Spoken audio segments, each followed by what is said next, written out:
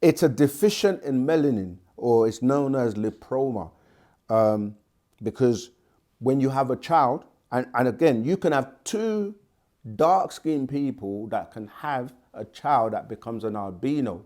The reason being that because of the, excuse me, the many mixing over years, this is why we teach about knowing about your 4 generations in terms of your personality, because when you study genetics, which deals with hereditary and how genes can come about or manifest over generations, over offspring, it's normally in the 4th generation that you will notice anomalies, right? So this is what happened in that case with Canaan or Canaan, because in the Bible, Noah, right, said he was the one that cursed, and he said, "Cursed be Canaan, who was the son of Ham."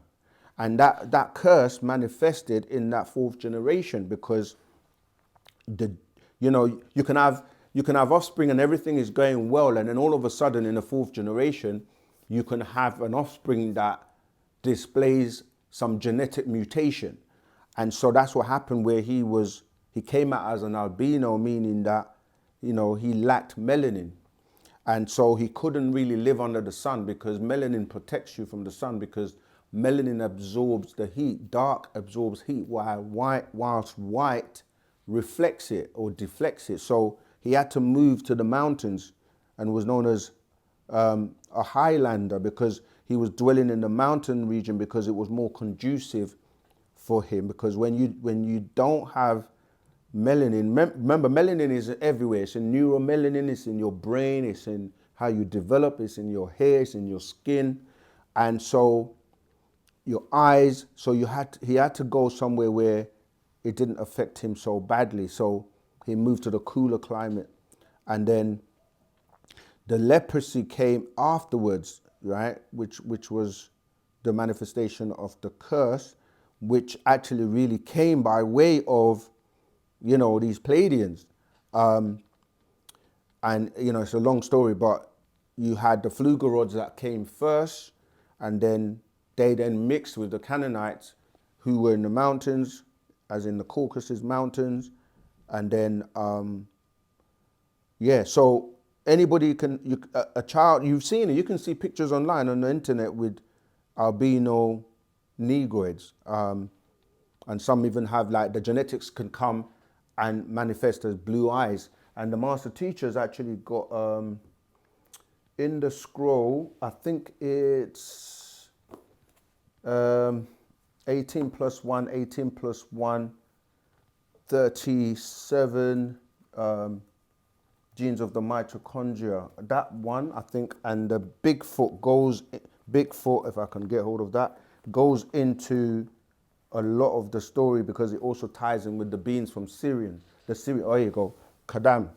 This one here, Bigfoot, is called Kabir Kadam, Bigfoot, right? And it shows you, if you look at the cover, you have these Syrian beings that came from Syria. You had the dark one, you had the red one, and you had the white, this in terms of the fur.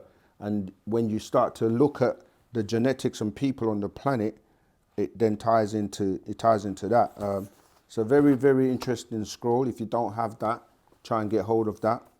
So, I mean, you asked a very broad question in terms of tell me about albino, but, there's a lot more detail to go into that. I'm just trying to see if there's anything here. So let me just read you a little bit about this Pleiadian. Okay, so it says here, Kum rer noa pu karadu em wu noa. For you all, my beloved children of Wu noa, let us make a Adamite. It did not say the man, it said a man, not the first or only one.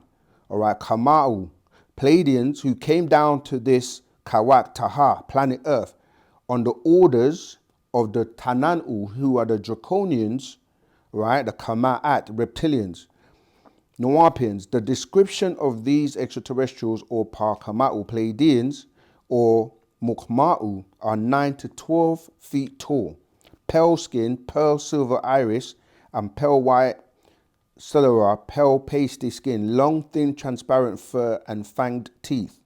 They came to Par-Kawat Taha, the planet Earth, not from their own star system, Par-Kama'at, the Pleiades star system, yet from the northeast star system of Orion called Aldebaran, of the Ashtar command, by their leader Ashtar Shiran. Remember, this is who Hitler was in contact with, who ruled Arcturus. You can find Arcturus in Job 9:9, Amos 5:8, and Venus, the morning star, referred to scroll 82 mission Earth and the extraterrestrial involvement.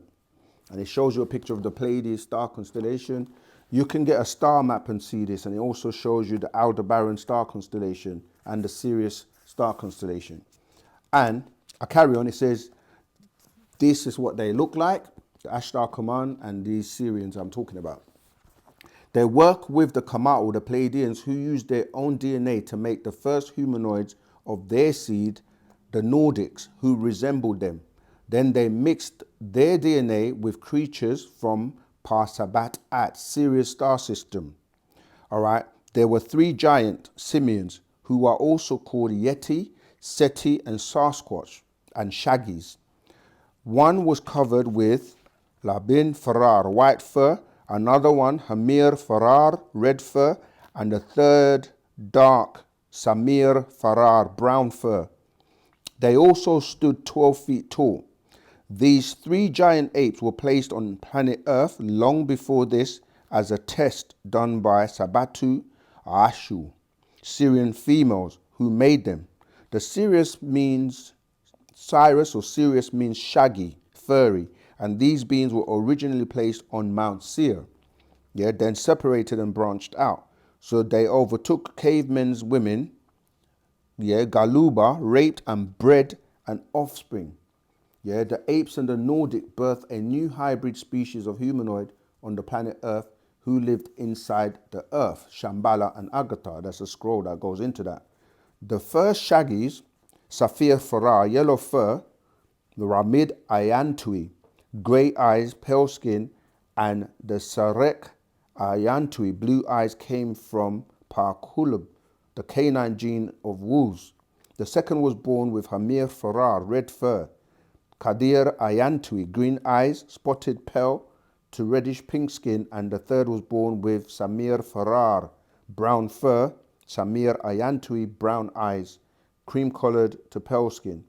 These are the 3 root species of the Shabat tribes, Brits, Danes, and Saxons. These 3 tribes were later to become known as kin and clans, Celts, Celts, and Celts.